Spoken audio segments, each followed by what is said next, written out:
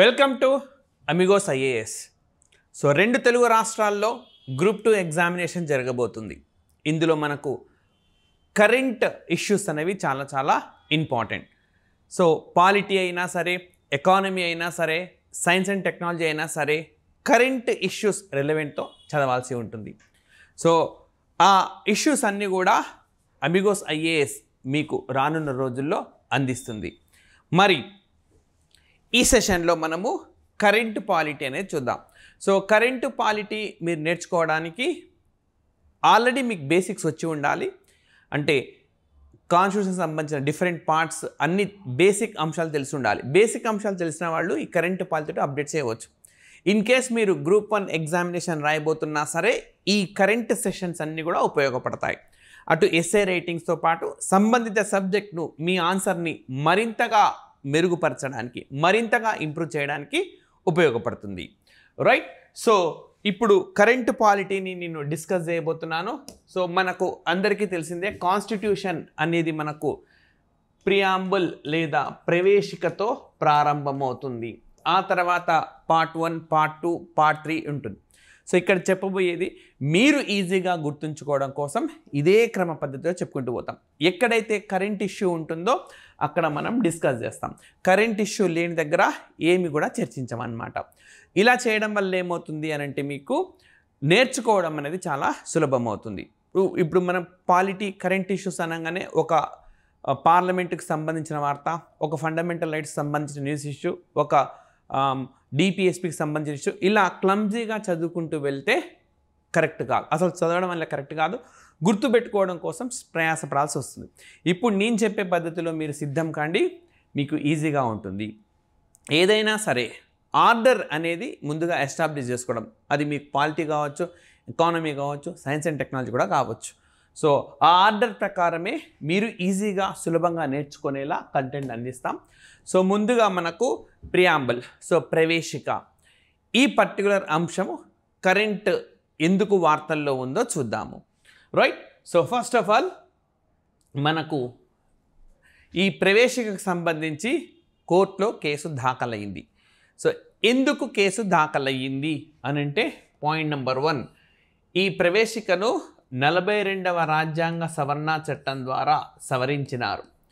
ఇప్పటి వరకు ప్రవేశికకు ఒకే ఒక్క సవరణ జరిగింది. సో ఇది కూడా క్వశ్చన్ అడగవచ్చు మనకు. మనకు ప్రవేశికకి ఇప్పటి వరకు ఎన్నిసార్లు సవరించారు, లేదా ఏ చట్టం ద్వారా దీన్ని మొదటిసారిగా సవరించారు అని. 42వ రాజ్యాంగ సవరణ చట్టం ద్వారా దీన్ని సవరించారు. సో ఈ సవరణ ద్వారా సోషలిస్ట్, సెక్యులర్ అండ్ ఇంటిగ్రిటీ, అంటే సామ్యవాదము, లౌకికత్వము అండ్ సమైక్యత అన్న పదాలను 42వ రాజ్యాంగ సవరణ చట్టం ద్వారా ప్రవేశికకు చేర్చారు. అయితే ప్రవేశికను అసలు సవరించరాదు, సవరణ అనేది చెల్లదు, కాబట్టి పూర్వపు స్థితినే పునరుద్ధరించాలి అని చెప్పి ఒక కేసును దాఖలు చేశారు. మరి అసలు ప్రవేశికను సవరించవచ్చా, సవరించరాదా, ఇవన్నీ మనకు కోర్టు జడ్జిమెంట్ తర్వాతనే తెలుస్తుంది. అంశం అయితే మనకు ఈ విధంగా వార్తల్లో ఉన్నది. రైట్. మరి ఇది కోర్టు ముందున్నది కాబట్టి మనం జడ్జిమెంట్ని ఇప్పుడైతే ప్రెడిక్ట్ చేయలేం. రైట్. సో ఇప్పటిదాకా ఒకే ఒక సవరణ ద్వారా దీన్ని సవరించడం జరిగింది. రైట్. అంటే అంతకుముందు మరి ఈ పదాలు చేర్చిన తర్వాతనే భారతదేశం సామ్యవాదానికి వచ్చిందా, అంతకుముందు సామ్యవాదం భారత రాజ్యాంగంలో లేదా అంటే ఈ పదం ఉండకపోవచ్చు, కానీ సామ్యవాదం అన్న భావన మనకు కనపడుతుంది. ఎక్కడ కనపడుతుంది అంటే ప్రాథమిక హక్కుల్లో కనిపిస్తుంది, ఆదేశిక సూత్రాల్లో కూడా కనిపిస్తుంది. రైట్. సో ఏ విధంగా ఇప్పుడు మన ఆదేశిక సూత్రాల్లో ఏముంటుంది, ప్రజలందరికీ జీవనోపాధి కల్పించాలి, ఆస్తులన్నింటినీ కూడా, అంటే న్యాచురల్ రిసోర్సెస్ అన్నింటినీ కూడా అందరికీ సమానమైన హక్కులను కల్పించాలి అని చెప్పారు. సామ్యవాదము అన్న పదం స్పష్టంగా పేర్కొనపోయినప్పటికీ ఆ భావజాలాన్ని మాత్రం మనకు అందించినారు. రైట్. అంతకుముందే ఉన్నది. సో మనకు గ్రూప్ 1 మెయిన్స్ రాసేటప్పుడు ఈ తరహా ప్రశ్నలు వస్తాయి. 42వ రాజ్యాంగ సవరణ ద్వారా మనకు సామ్యవాదం అన్న పదాన్ని చేర్చినారు. అంతకుముందు ఈ పదవాళి లేదా అంతకుముందు మనకి పదం అన్నదే లేదా అని చెప్పి అడుగుతారు. రైట్, పదము లేకపోవచ్చు కానీ ఆ భావన అయితే స్పష్టంగా ఉంది అని. సెక్యులర్ అంటే లౌకికత్వం. 42వ రాజ్యాంగ సవరణ ద్వారా ప్రవేశికలో సెక్యులర్ అన్న పదాన్ని చేర్చినారు. అంతకుముందు భారతదేశం లౌకిక దేశం కాదంటే లౌకిక దేశమే. ఎక్కడ ఉంది ఈ విషయము అనంటే మనకు ప్రాథమిక హక్కుల్లో ఈ విషయం కనిపిస్తుంది. ఫండమెంటల్ రైట్స్ అంటాం ఇంగ్లీష్లో. వీటిని ఏమంటామంటే మనం ఫండమెంటల్ రైట్స్ అని అంటాం. అదేవిధంగా ఈ విషయం మనకు DPSP directive principles of state policy, వీటిని తెలుగులో మనము ఆదేశిక సూత్రాలు అని చెప్పి అంటాం. అందులో కూడా కనిపిస్తుంది. మరి ప్రాథమిక హక్కుల్లో ఎక్కడ కనిపిస్తుంది? ఆర్టికల్ 14లో కనిపిస్తుంది. Equality before law, equal protection of law, చట్టం ముందు సమానత్వం, చట్టం నుంచి సమాన రక్షణ ఇందులో కనిపిస్తుంది. ఆర్టికల్ 15లో కనిపిస్తుంది. సో ఏ అంశం ఆధారంగా కూడా వివక్ష అనేది చూపరాదు. ఆర్టికల్ 15, ఆర్టికల్ 16, ఆర్టికల్ 17, ఆర్టికల్ 18లో కనిపిస్తుంది.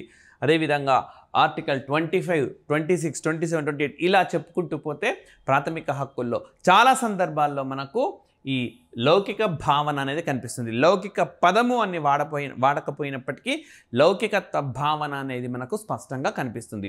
ఇలాంటి క్వశ్చన్స్ మనకు మెయిన్స్లో కూడా అడుగుతూ ఉంటారు. రైట్, లేదు అని అంటే ఎంసీక్యూస్ ఆబ్జెక్టివ్ టైప్స్లో ఏ విధంగా అడగవచ్చు? కింది వానిలో సామ్యవాద భావన లేదా సోషలిస్ట్ ని రిఫ్లెక్ట్ చేసే ఆర్టికల్ ఏది అని అడగవచ్చు. సో అట్లాంటివి గుర్తుపెట్టుకోవాలి. అండ్ ఇంటిగ్రిటీ అనేది, సమైక్యత అనేది కూడా ఈ 42వ రాజ్యాంగ సవరణ చట్టం ద్వారా చేర్చినారు. సో కాబట్టి ఇది మనకు వార్తల్లో ఉన్నది. ఏదో ఒక రూపంలో అడగవచ్చు. 42వ రాజ్యాంగ సవరణ చట్టం ద్వారా చేర్చని పదం ఏది అని అడగవచ్చు. ఈ మూడింటితో పాటు ఇంకొకటి ఏదైనా వస్తే అది మనకు ఆన్సర్ అవుతుంది. సో ఇది మొదటి అంశం.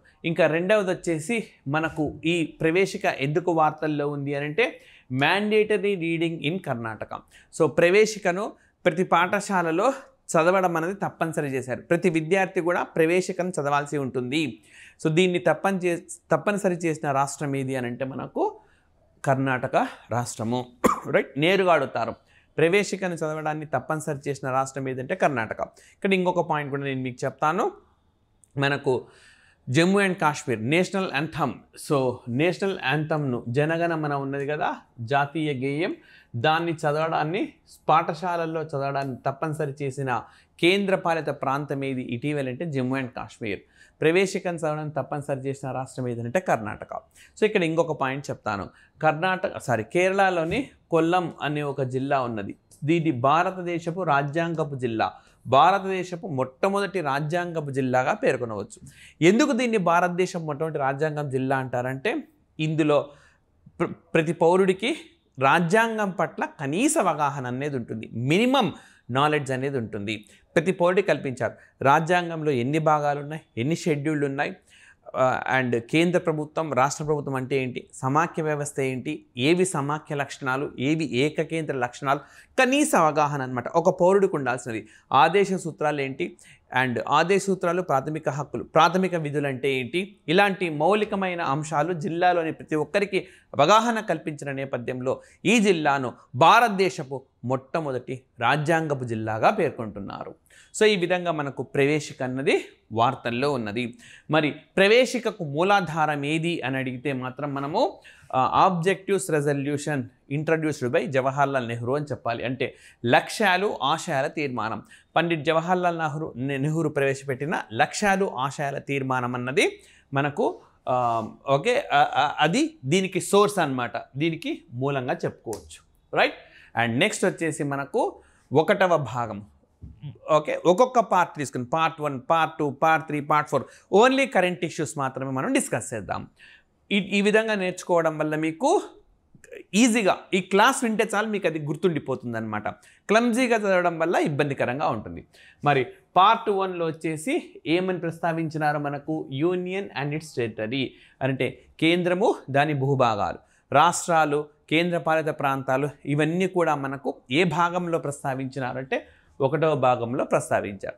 మరి 1వ భాగం వార్తల్లో ఉన్నది. ఎందుకు అనంటే ఆర్టికల్ 3 అంశానికి సంబంధించి వార్తల్లో ఉంది. ఆర్టికల్ 3కి సంబంధించి ఎందుకు వార్తల్లో ఉంది అనంటే మనకు కేరళ అనే రాష్ట్రం ఒక తీర్మానాన్ని ఆమోదించింది. ఆ రాష్ట్ర శాసనసభ ఓకే ఆ రాష్ట్ర శాసనసభ ఒక తీర్మానాన్ని ఆమోదించింది. ఏమని అంటే మా రాష్ట్రం పేరును కేరళం అని మార్చండి అని చెప్పి, కేరళం అని మార్చండి అని చెప్పి కోరిందనమాట. మరి కేరళం అనే రాష్ట్రం ఎవరు మారుస్తారు? ఒక రాష్ట్రం పేరును మార్చే అధికారం ఎవరికి ఉంటుందంటే పార్లమెంటుకు ఉంటుంది. ఈ విషయాన్ని ఎవరు ప్రస్తావించినారు అని అంటే మనకు ఆర్టికల్ 3 ప్రస్తావిస్తుంది. ఇది వార్తల్లో ఉంది కాబట్టి దీనిపైన క్వశ్చన్స్ రావచ్చు. మరి ఒక రాష్ట్రం పేరును మార్చాలన్నా, ఒక రాష్ట్రాన్ని విడదీయాలన్నా, లేదా 2 రాష్ట్రాలను కలపాలన్నా, ఒక రాష్ట్రానికి సంబంధించి ఎలాంటి మార్పులు చేయాలన్నా మనకు పార్లమెంట్ ఆమోదించాల్సి ఉంటుంది. ఆర్టికల్ 79 ప్రకారం మనకు పార్లమెంట్ అంటే లోక్సభ, రాజ్యసభ అండ్ భారత రాష్ట్రపతి ప్రెసిడెంట్ ఆఫ్ ఇండియా ముగ్గురు కలిస్తేనే పార్లమెంట్. పార్లమెంట్ అంటే కేవలం లోక్సభ, రాజ్యసభ అని భావించరాదు. పార్లమెంట్ అంటే 3 వ్యవస్థలు కలిస్తేనే. అంటే ఒక బిల్లు చట్టం రూపు దాల్చాలి అంటే లోక్సభ అంగీకరించాలి, రాజ్యసభ అంగీకరించాలి, రాష్ట్రపతి కూడా అంగీకరించాలి. అప్పుడే అది చట్టం అవుతుంది. మరి ఒక రాష్ట్రం పేరును మార్చాలన్నా, లేదా ఒక రాష్ట్రాన్ని విడగొట్టాలన్నా, లేదా 2 ప్రాంతాలను విలీనం చేయాలన్నా, ఒక రాష్ట్రంలోని కొన్ని ప్రాంతాలను మరొక రాష్ట్రంలో కలపాలన్నా మరి పార్లమెంట్ అంగీకరించాలి. పార్లమెంట్ అంగీకరించాలంటే ఆ బిల్లును ప్రవేశపెట్టాలి. ఆ బిల్లును ఖచ్చితంగా రాష్ట్రపతి అనుమతితోనే ప్రవేశపెట్టాలి. Prior permission of the president of India is mandatory in order to introduce alteration of any state under article 3. Article 3 ప్రకారము రాష్ట్రపతి అనుమతితోటే ప్రవేశపెట్టాలి. మనకు ఈ కండిషన్స్ పైన క్వశ్చన్స్ ఉంటాయన్నమాట. రేపొద్దున కింది వాన్లో సరైనవేవి అని చెప్పి ఒక రాష్ట్రం పేరును మార్చాలి అంటే బిల్లును పార్లమెంట్లో ప్రవేశపెట్టాలి. రాష్ట్రపతి పూర్వానుమతితో మాత్రమే ఇప్పుడు మీరు ఏం ఆలోచించండి, రాష్ట్రపతి పూర్వానుమతితో ఏ బిల్లులను ప్రవేశపెడతారు?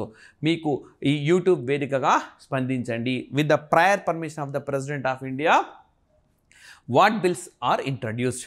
ఏ బిల్లులను మనకు ప్రవేశపెడతారు? సో ఆలోచించండి. యూట్యూబ్ వేదికగా స్పందించి మీరు ఆన్సర్ చేయండి. ఇక్కడ నేను ఒకటి చెప్పినాను కదా, అదేవిధంగా ఏ బిల్స్ ఉంటాయి అన్నది మీరు చెప్పండి. రైట్. సో మరి ఇప్పుడు కేరళ అనేది కోరింది మా రాష్ట్రం పేరును మార్చండి అని చెప్పి కోరిందనమాట. మరి ఇది మొదటిసారి కాదు, గతంలోనూ కేరళ ఈ తీర్మానాన్ని ఆమోదించింది. ఇంకా ఏ విధంగా రాను భవిష్యత్తులో చేస్తుందో కూడా మనం పరిశీలించాల్సి ఉంటుంది. సో ఈ అంశం రీత్యా మనకు 1వ భాగం అన్నది వార్తల్లోకి వచ్చింది. అండ్ నెక్స్ట్ వచ్చేసి మనకు 2వ భాగం. 2వ భాగం దేనికి సంబంధించింది అంటే పౌరసత్వానికి సంబంధించింది. పౌరసత్వము, సిటిజన్షిప్. మరి భారతదేశంలో ఏ తరహా పౌరసత్వం ఉన్నది అని అంటే సింగిల్ సిటిజన్షిప్, ఏక పౌరసత్వం ఉన్నది. సో పౌరసత్వము అన్నది సింగిల్ సిటిజన్షిప్ లేదా ఏక పౌరసత్వం. ఈ పౌరసత్వం, ఏక పౌరసత్వం లేదా సింగిల్ సిటిజన్షిప్ అన్న భావన భారతదేశం ఎక్కడి నుంచి స్వీకరించిందంటే యూకే నుంచి స్వీకరించింది. సో ఇంతకుముందు నేను ఏదో ప్రస్తావించినాను, ఆర్టికల్ 14 చట్టం ముందు సమానత్వం, చట్టం నుంచి సమాన రక్షణ. ఈ చట్టం ముందు సమానత్వం అన్న భావనను కూడా యూకే నుంచి స్వీకరించినాం. రిట్లు జారీ చేసే పద్ధతిని యూకే నుంచి స్వీకరించినాం. అదేవిధంగా మనం చట్టం చేసే పద్ధతిని యూకే నుంచి స్వీకరించిన, స్పీకర్ మనము పదవిని, డిప్యూటీ స్పీకర్ పదవిని, అదేవిధంగా మనకు సమీకృత న్యాయ వ్యవస్థ, ఇంటిగ్రేటెడ్ జ్యుడిషియరీ, ఈ భావనను కూడా మనం యూకే నుంచి స్వీకరించినాం. ఈ సిటిజన్షిప్ అన్నదాన్ని కూడా మనం యూకే నుంచి స్వీకరించినాం. సో ఒక వ్యక్తి రకరకాల పద్ధతుల్లో పౌరసత్వం పొందవచ్చు. By birth, by descent, by naturalisation, by registration and by incorporation of a territory. జన్మతః నమోదు ద్వారా, ఒక ప్రాంతాన్ని మనం కలుపుకోవడం ద్వారా, నమోదు ద్వారా, రిజిస్ట్రేషన్ ద్వారా, ఈ విధంగా రకరకాల పద్ధతులలో పౌరసత్వాన్ని పొందేందుకు అవకాశం ఉంటుందన్నమాట. మరి ఎందుకు వార్తల్లో ఉంది అని అంటే మరి పౌరసత్వం అన్నది మనకు ఈ కేంద్ర జాబితాలో ఉన్నది.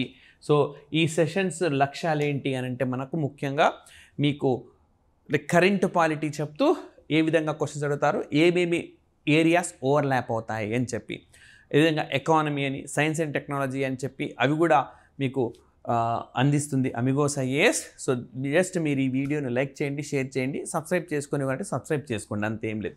సో ఈ కేంద్ర జాబితాలో అంశం, మరి కేంద్ర జాబితా, రాష్ట్ర జాబితా, ఉమ్మడి జాబితా ఇవన్నీ ఏ ఆర్టికల్స్లో ప్రస్తావించారంటే ఆర్టికల్ 246లో మనకు ప్రస్తావించినారు.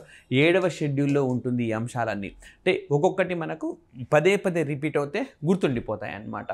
సో ఈ సెషన్ విన్న వాళ్ళు అయిపోగానే ఈ అంశాలన్నీ ఒక్కసారి మీరు మళ్ళీ ఒకసారి బేసిక్స్ అన్ని చదివితే పూర్తి స్థాయిలో పట్టు అనేది వస్తుంది. అన్ని పార్ట్స్ చర్చిస్తాం కాబట్టి ఈ సెషన్స్ మీరు రెగ్యులర్గా ఫాలో అయితే మ్యాక్సిమం పాలిటీ, కరెంట్ పాలిటీ పైన కమాండ్ అనేది వస్తుంది. సో కేంద్ర జాబితా, రాష్ట్ర జాబితా, ఉమ్మడి జాబితా ఇవన్నీ కూడా మనకు 7th షెడ్యూల్ ఆర్టికల్ 246లో ఉంటాయి. కేంద్ర జాబితాలోని అంశాలపైన పార్లమెంట్ చట్టం చేస్తుంది. రాష్ట్ర జాబితాలోని అంశం పైన రాష్ట్ర శాసన వ్యవస్థ చట్టం చేస్తుంది. ఉమ్మడి జాబితాలోని అంశం పైన అటు పార్లమెంట్ కానీ ఇటు శాసన వ్యవస్థ కానీ చేసుకోవచ్చు. మరి పౌరసత్వం అన్నది ఎక్కడ ఉన్నదంటే మనకు కేంద్ర జాబితాలో ఉంది. సో ఈ కేంద్ర జాబితాలోని అంశాలు, రాష్ట్ర జాబితాలోని అంశాలు నేర్చుకోవడం ఎవరికి సాధ్యం కాదు, అన్నీ గుర్తుపెట్టుకోలేరు. వార్తల్లో ఉన్నవి మనం నేర్చుకోవాల్సి ఉంటుంది. రైట్, ఏవైతే వార్తల్లోకి వస్తున్నాయో అవి ఏ జాబితాలో ఉంది చూసుకోవాలి అంతే. ఇప్పుడు పౌరసత్వం అనేది వార్తలో ఉంది కాబట్టి పౌరసత్వం ఎవరి జాబితా అంటే కేంద్ర జాబితా. అంటే పౌరసత్వం పైన చట్టం చేసే హక్కు ఎవరికి ఉంటుంది? పార్లమెంట్కి ఉంటుంది. కాబట్టి పార్లమెంట్ 1955లో చేసింది, ఈ చట్టాన్ని చేసింది. చాలా సందర్భాల్లో సవరించింది. 87లో, విధంగా 92లో, 2004, 2005, 2015, 2016, 2019. ఇందులో 2016ది పార్లమెంట్ ఆమోదించలేదు. So 2019 okay citizenship amendment act ఎన్నో సందర్భాల్లో మనకు ఈ పౌరసత్వ అంశాన్ని సవరించిన వివాదం కాలేదు. కానీ 2019లో సవరించింది మాత్రం చాలా వివాదమైంది. బట్ ఈ చట్టం అమలు నోటిఫై మాత్రం మనకి ఎప్పుడు చేశారంటే 11th March 2024, అంటే కరెంట్ ఇష్యూగా మారిపోయింది ఇది. సో 11th March 2024 దీన్ని నోటిఫై చేశారు. మరి ఈ చట్టం ఏం చెప్తుంది అని అంటే దీనికి మీరు ఒక కట్ ఆఫ్ డేట్ నిర్ణయించుకోవాలి. 2031 December 31, 2014 ఇది కట్ ఆఫ్ డేట్ అనమాట. ఈ కట్ ఆఫ్ డేట్కు ముందు రైట్ భారత్కు పొరుగున ఉన్న 3 దేశాల నుంచి వచ్చే మైనారిటీలకు పౌరసత్వాన్ని కల్పిస్తారు. సో ఇంకా క్లారిటీగా చెప్తా. భారతదేశానికి 7 దేశాలతో మనకు సరిహద్దు ఉంది. అందులో ఆఫ్ఘనిస్తాన్, పాకిస్తాన్, బంగ్లాదేశ్ ఈ 3 దేశాలు ఇస్లాం మతం ప్రధానంగా ఉన్న దేశాలన్నమాట. మరి ఈ దేశాల్లో మైనారిటీలు ఎవరంటే ఇస్లాం కాని వాళ్ళంతా కూడా మైనారిటీలే. సో వాళ్ళు హిందువులు కావచ్చు, బౌద్ధులు కావచ్చు, జైన మతస్థులు కావచ్చు, పార్సీ మతస్థులు కావచ్చు, సిక్కు మతస్థులు కావచ్చు, క్రైస్తవ మతస్థులు కావచ్చు, అందరూ కూడా మైనారిటీలే. రైట్, అక్కడ ఈ దేశాల్లో మతపీడనకు గురి అయ్యి ఆ దేశాలను వదిలి భారతదేశంలో ఆశ్రయం పొందుతున్న వాళ్ళకి భారత పౌరసత్వాన్ని కల్పిస్తారు. ఈ డేట్ లోపల వచ్చిన వాళ్లకు మాత్రమే ఇది వర్తిస్తుంది. సో ఈ విధంగా మనకు పౌరసత్వాన్ని ఒక సవరణా చట్టం ద్వారా దీన్ని మార్పు చేశారు. సిటిజన్షిప్ అమెండ్మెంట్ యాక్ట్ అని అంటాం, పౌరసత్వ సవరణా చట్టము అని అంటాం అన్నమాట. సో ఈ విధంగా ఈ చట్టం ఎప్పుడు నోటిఫై చేశారంటే రీసెంట్గా March 11th నోటిఫై చేశారు. ఏ దేశాల నుంచి వచ్చిన వాళ్ళు, అదేవిధంగా ఏ కట్ ఆఫ్ డేట్, ఈ విధంగా మనకు క్వశ్చన్స్ అడిగే అవకాశం ఉంది.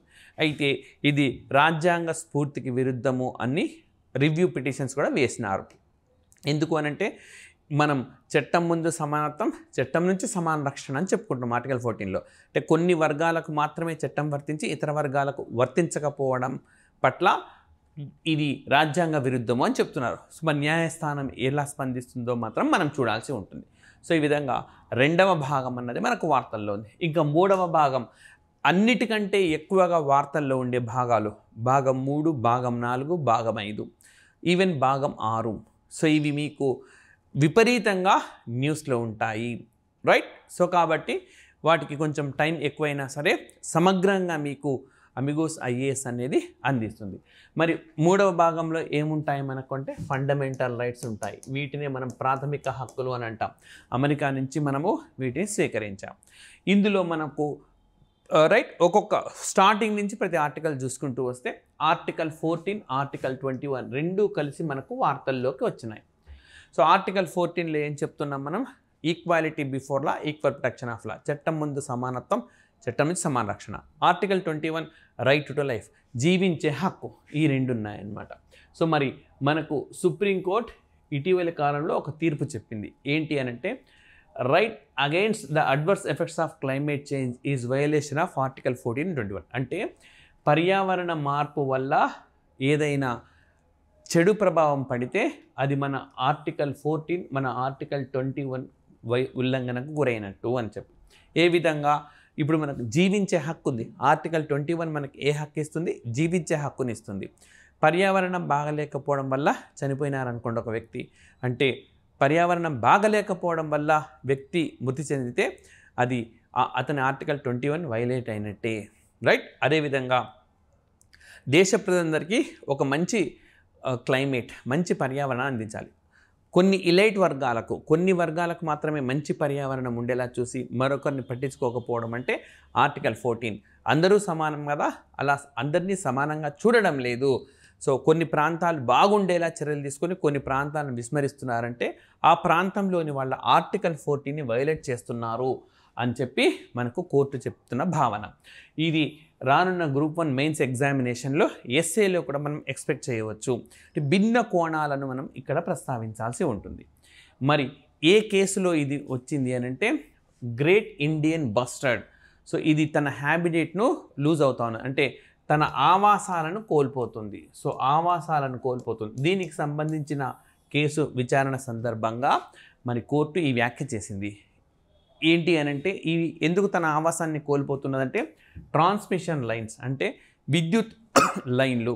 సో విద్యుత్ లైన్ల వల్ల ఇవి షాక్ గురై చనిపోతూ ఉన్నాయి, ఈ జీవులు అంతరించిపోతున్నాయి, రైట్. సో కాబట్టి వీటికి సహజమైన ఆవాసాలను వీళ్ళకి లేకుండా చేస్తున్నామంటే వీళ్ళకున్న ఆర్టికల్ 21 ఈ పక్షులైనా సరే వీటి ఆర్టికల్స్ని వైలేట్ చేస్తున్నారు అని చెప్పి మనకు కోర్టు భావిస్తూ ఉన్నది. అయితే మనకు చూడండి పర్యావరణం సంబంధించింది కానీ ఇలాంటి ఆర్టికల్స్ ఇంకా ఇక్కడ 1421 ఇప్పుడు కోర్టు మనకు ఇంటర్ప్రిటేషన్ చేసింది. అలా కాకుండా నేరుగా లేదా ప్రత్యక్షంగా మనకి ఎక్కడ ఉంది అని అంటే ఆర్టికల్ 48A. సో ఏమని చెప్తుంది? State shall endeavour to protect and improve the environment and to safeguard forest and wild life of the country.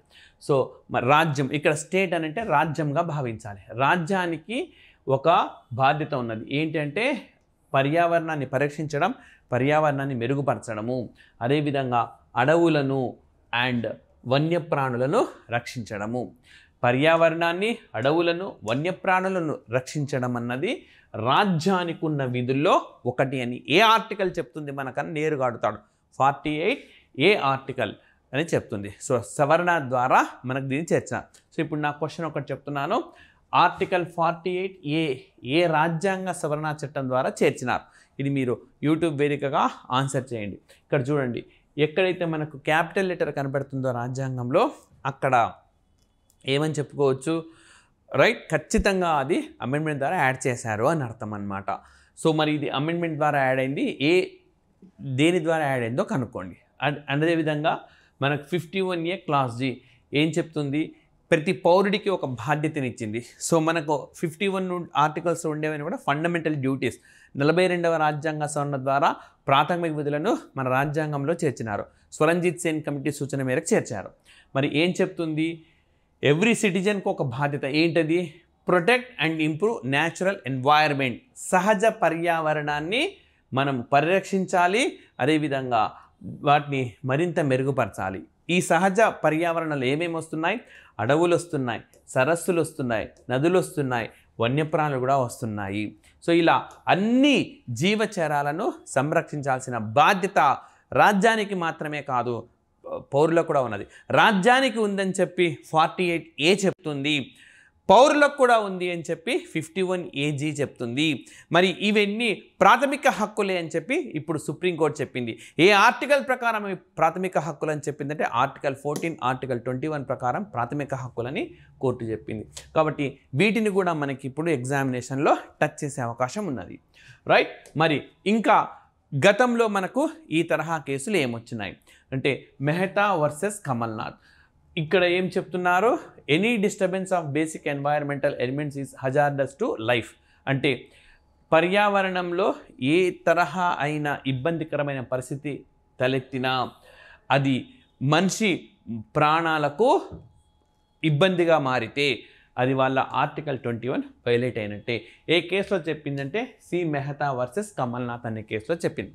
అదేవిధంగా Virender Gaur versus state of Haryana, ఇందులో ఏం చెప్పింది? Recognition that the right to a clean environment is an integral facet of the right to healthy life.